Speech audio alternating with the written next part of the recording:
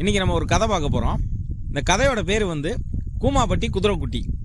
ஒருத்தர் சினையாக இருக்க குதிரையை கூப்பிட்டுக்கிட்டு ஒரு ஊருக்கு போயிருக்கார். போகிற வழியில் அவருக்கு வயிறு பசிக்க ஆரம்பிச்சிருச்சு. வயிறு பசிக்குது, சாப்பிட்டு போயிடலாம் அப்படின்னு ஒரு இட்லி கடையை பார்த்து நின்று இந்த குதிரையை என்ன பண்ணுறதுன்னு பார்த்துருக்காரு. பக்கத்தில் ஒருத்தர் செக் ஆட்டுற மிஷின் வச்சுருக்கார். அந்த செக்கில் போய் இந்த குதிரையை கட்டி வச்சுட்டு அவர்கிட்ட சொல்லிட்டு இந்த குதிரையை பார்த்துக்கங்க, நான் சாப்பிட்டு வந்துடுறேன் அப்படின்ட்டு சாப்பிட போயிட்டார். சாப்பிட்டு வந்து பார்க்குறப்ப இந்த குதிரை வந்து குட்டி போட்டுருச்சு. குட்டி போடும் பயங்கர சந்தோஷம் இருக்குது. சரி பரவாயில்ல, குதிரையும் குட்டியும் கூட்டிகிட்டு போயிடுவோம் அப்படின்னு போகிறப்ப அந்த எண்ணெய் செக்கு வச்சுருக்கிறவர் குதிரை குட்டியை தரமாட்டேன் அப்படின்ட்டார். ஏங்க அது என்னோட குதிரை குட்டிங்க அப்படின்னவும், அதெல்லாம் இல்லை, நீ வாரப்போ குதிரையை மட்டும் தான் கொண்டு வந்த, குட்டியெல்லாம் கொண்டு வரல அப்படின்றாரு. ஏங்க ஏன் குதிரை போட்ட குட்டி தாங்க அது அப்படின்னு ஒரு வாதாடுறாரு. அதுக்கு அவர் இல்லவே இல்லை, அது உன் குதிரை போட்ட குட்டி இல்லை, என் எண்ணெய் செக்கு தான் அந்த குட்டியை போட்டுச்சு அப்படின்றாரு.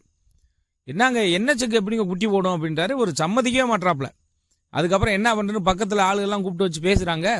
முடியவே முடியாதுன்றாப்ல. குதிரையை மட்டும் கூப்பிட்டு போ, குட்டியெல்லாம் கூப்பிட்டு போகக்கூடாதுன்றாரு. இப்போ என்ன பண்ணுறதுன்னு யோசிக்கிறாங்க. அப்போ ஒருத்தர் ஐடியா கொடுக்குறாரு.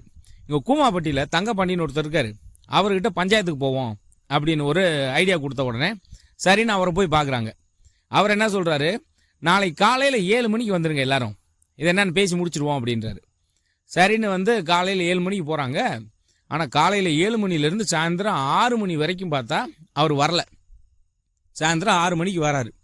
வந்த உடனே என்னங்க உங்களுக்காக நாங்கள் எம்பிட்டு நேரம் வெயிட் பண்ணிக்கிட்டு இருக்கோம், ஒரு நாள் முழுசு வேஸ்ட்டாக போச்சு அப்படின்னு அந்த எண்ணெய் செக்குக்காரால் கத்துறாரு. அதுக்கு இவர் சொல்லியிருக்காரு, தங்கப்பாண்டி எங்கள் மன்னர் கூப்பிட்டாரு, இந்த வங்காள விரிகுடா கடல் இருக்குல்ல, அது தீ பிடிச்சி எரிஞ்சிருச்சு. அப்புறமா அதை அந்த வைக்க பொருளாம் போட்டு அதை தீயெல்லாம் அமர்த்திட்டு வர்றதுக்கு லேட்டாகி போச்சுங்க அப்படின்றாரு. அதுக்கு இவர் சொல்கிறாரு, வங்காள விரிகுடா கடல் வந்து தீ பிடிச்சி எரிஞ்சாக்கம், இதை நாங்கள் நம்பணும் அப்படின்றாரு. ஏங்க எண்ணெய் செக்கு குதிரை குட்டி போடுறப்ப வங்காள விரிகுடா கடல் தீ பிடிச்சி எரியாதா அப்படின்ன உடனே அப்படியே இந்த ஆளுக்கு ஷாக் ஆகி போச்சு.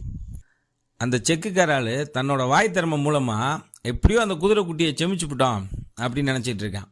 இந்த மாதிரி இன்னொருத்தரை ஏமாற்றி நம்ம வந்து பொழைக்கணும்னு நினைக்கவே கூடாது.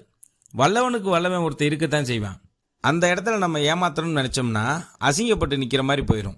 அதனால எப்போவுமே நேர்மையாக போயிடணும்.